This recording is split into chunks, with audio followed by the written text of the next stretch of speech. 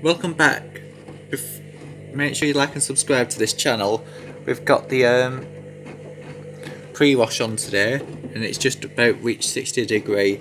It's doing like, with it being only a bit in, it's doing some sort of little bits of power streams, and it's got the pressure to do that with only a bit in, when it's like just tea towels.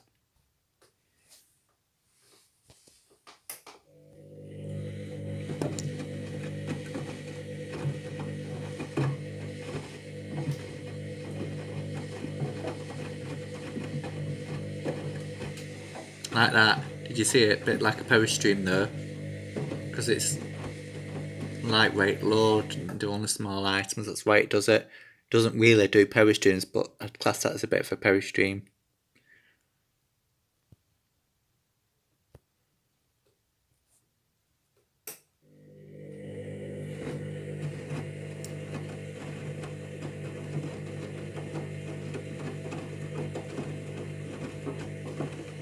Only got 52 minutes left of this cycle.